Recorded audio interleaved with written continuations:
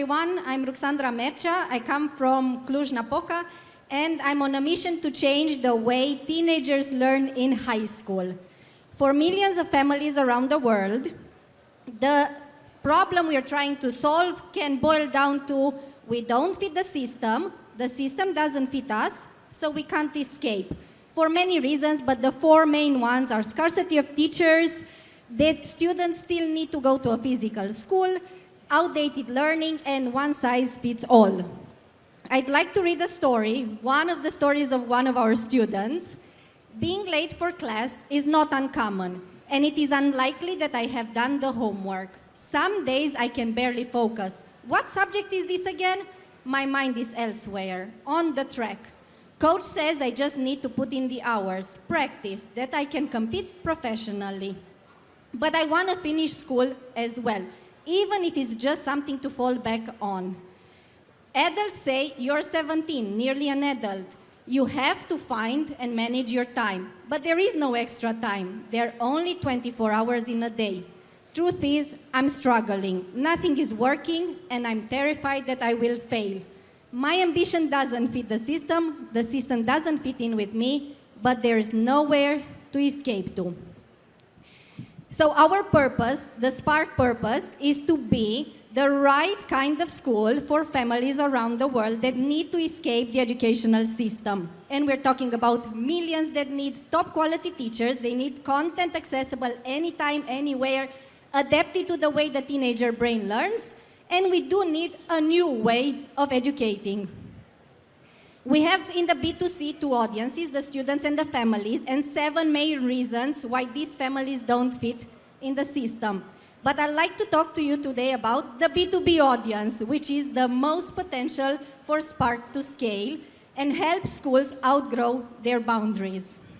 This is our magical team. Besides the 3 blonde founders, we do have men on our team as well.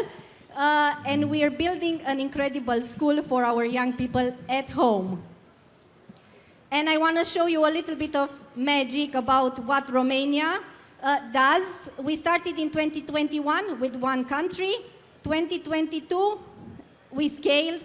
And now, 2023, we are in Europe and 7 more countries. We just added 2 students from Australia today. This is the hockey stick we're looking at. Yes, we are going in that direction with Spark. And we are raising a round of 3 million for starting today, Series A. And I am very grateful that we did close the round of 1.5 with the help of SeedBlink here. We're raising the round to scale the B2B and obviously add AI because education needs AI. I am Ruxandra, and I hope you'll join me in creating a new way of education, a flexible schooling. Thank you. Thank you, Alexandra, and thanks a lot to be super sharp. Judges, 5 minutes from you for the question. Thanks for your presentation. So a quick question, you present us the case of that student, an athlete. That's quite a particular profile. What are other common profiles that you have in your school right now? Okay, so we have 7 main reasons, as I said, of students and families that don't fit in the system. Athletes is one of them, and by the way, for Spark, it's 40% of the students we currently have, because the athletes have a big problem of not being able to go to school. We have the Globetrotters and the third culture families who need another lifestyle. But we also have students which require extra schooling because they might have failed their classes, or students with particular needs like ADHD, dyslexia, dysgraphia, autism, that currently is not being addressed in schools around the world. And do you currently replace entirely the existing schooling system for them, or this is like an addition to what they do in a normal school? We're doing both. So for the families that want the student to be with us full-time, so don't go to another school, we are doing that. For schools that need extra support, extra resources, we are also providing for schools, for their teachers, extra support for the students, meaning extra schooling. All right, and one more question, and I can stop if you have some. Do you have, is this fully online, or do you have hybrid, like a hybrid model, so you have some offline activities as well? So we are hybrid, meaning 80% of what we do is online and 20% offline. We're building hubs around the world, not we, basically, because we want to scale and fast. We means our students have the context to meet, learn together, socialize, and be together around the world.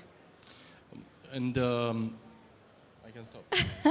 It's okay. We know each other. I can get more time of questions after. Like, how do you get your customers? Like how do you acquire customers? Yeah, that's a very good question. I show you this very short. Oh, I'm there. Okay, so we are working obviously in the B2C part. They come directly to the website. They hear about Spark through clubs, sports club, for example. They hear about us. In the B2B market, we are going to work with agents, so school agents that are recruiting schools for us. And we're building a membership component, so schools will find out about us through conferences, trainings, and other fairs that we're organizing. All right, and I see that you have 3 tiers of pricing. Yep. Can you tell us approximately where you are right now when it comes to, I don't know, annualized revenue or something like that? So last year we were at 200K. Currently we're at 600K per year. We're gonna close the year at 1 million recurrent revenue.